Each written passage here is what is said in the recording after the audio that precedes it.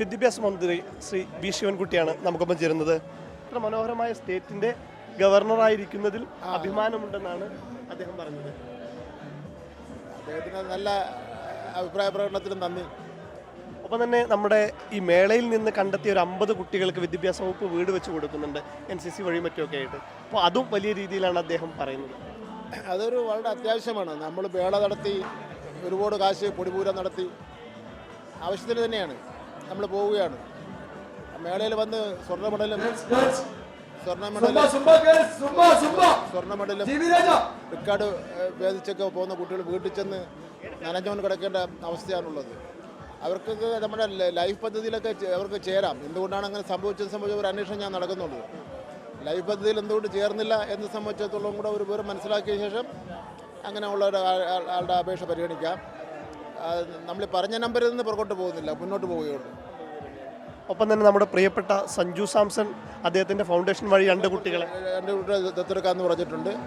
പിന്നെ അതുമാത്രമല്ല നമ്മുടെ ഈ ട്രെയിനിൽ അവർക്ക് യാത്ര ചെയ്യുന്നതിന് ആകെ 350 റുപ്യ കൊടുക്കുന്നു. 350 ബാറ്റ് TND. അത് കുറച്ച് കുട്ടികളിലെ പാവപ്പെട്ട കൊച്ചു കുട്ടികളാണ്. അത് കുറച്ച് വർദ്ധിപ്പിക്കുന്നതിനെ സംബന്ധിച്ചിടത്തോളം നമ്മുടെ ധനകാര്യ വകുപ്പ് മന്ത്രിയായിട്ട് ഒരു ആലോചന നടത്തുന്നുണ്ട്. പിന്നെ ഇവർക്ക് ഉപകരണങ്ങളില്ലാത്ത കുറേ കുട്ടികളുണ്ട്. അവർക്ക് ഇപ്പം പോൾ വാൾട്ട് ഒരു പോൾ വാങ്ങുന്നതിനെങ്കിൽ 1.5 ലക്ഷം രൂപ വേണം. അപ്പോൾ അതിലെങ്ങനെ സഹായിക്കാമെന്ന് നോക്കേണ്ടതായിട്ടുണ്ട്. നമ്മൾ മേളകൾ സംഘടിപ്പിച്ച് പൊടിപൂരമായി എല്ലാവരും നന്നായിരിക്കുന്നു, കുറ്റമറ്റതാണ്, എങ്ങനെ സംഘടിപ്പിച്ചു എന്നൊക്കെ പറഞ്ഞ് ഇന്ന് ലൈറ്റാണ് അണഞ്ഞ് പിന്നെ നേരം വെളുത്ത് കഴിയുമ്പോൾ വീണ്ടും നമ്മുടെ കായിക താരങ്ങൾ പലരും ദാരിദ്ര്യത്തിലാണ്. അതിൽ പിന്നെ കേരളത്തിൽ മാത്രമാണ് കുറേയെങ്കിലും വ്യത്യാസം ഉള്ളത്. മറ്റ് സംസ്ഥാനങ്ങളിലൊക്കെ തന്നെ വെച്ചാൽ ഇതൊരു കച്ചവടമാക്കി വച്ചിരിക്കുക. കച്ചവടക്കാരാണ് കായിക രംഗം അടക്കി വഹിക്കുന്നത്. കേരളത്തിൽ മാത്രമാണ് ജനാധിപത്യ രീതിയിൽ കാര്യങ്ങൾ മുന്നോട്ട് പോകുന്നത്. പിന്നെ ഈ ഗവൺമെൻറ്റിൻ്റെ ഇടപെടൽ കണ്ടില്ലേ, ഇത് ഇത്രയും 7 ദിവസം ഗവൺമെൻറ്റിൻ്റെ ശക്തമായ ഇടപെടലുണ്ട്. ഇത്രയും ആൾക്കാർക്ക് ഭക്ഷണം ഒരു പരാതിയില്ലാതെ കൊണ്ടുപോവുക. സാധാരണഗതിയിൽ മത്സരം എന്ന് പറഞ്ഞാൽ പരാതിയാണ്. ഇതിന് ഒരു പരാതി രഹിതമായിരുന്നു. നമ്മുടെ ട്രാക്കിലും ഫീൽഡിലും കലവറയിലും ഒരു പരാതിയുമില്ലാതെ 7 ദിവസം എല്ലാവരും ഒരുമിച്ച് പോയി എന്നുള്ളതാണ്. കറക്റ്റ്. ട്രാക്കിലും ഫീൽഡിലും കലവറയിലും ബസ്സിലും അങ്ങനെ വിധികർത്താക്കളുടെ ഇടയിലൊന്നും ഒരു പരാതിയില്ല. പിന്നെ നമ്മളൊന്ന് ശ്രദ്ധിക്കേണ്ടതായിട്ട് വരും. ഇത് താഴേക്കടയിൽ ജില്ലാ ലെവലിലൊക്കെ നടക്കുന്ന മത്സരത്തിലൊക്കെ തന്നെ ചില ശരിയായ രീതിയിൽ നടക്കുന്നു എന്നുള്ള പരാതിയുണ്ട്. കാരണം ആരും ശ്രദ്ധിക്കാമല്ലോ.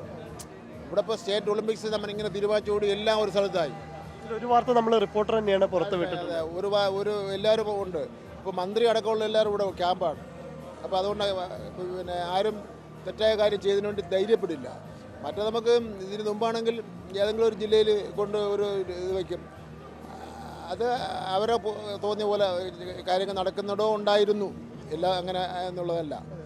അപ്പോൾ അതിനൊക്കെ ഒന്നുകൂടെ നമുക്കൊരു നമ്മുടെ മാനുവലും കാര്യങ്ങളൊക്കെ ഒന്നുകൂടെ പരിഷ്കരിച്ച് കാലത്തിനനുസരിച്ച് ചില മാറ്റങ്ങൾ വരുത്തേണ്ടതായിട്ടുണ്ട്. അതൊക്കെ ഒരു പാഠമാണ്.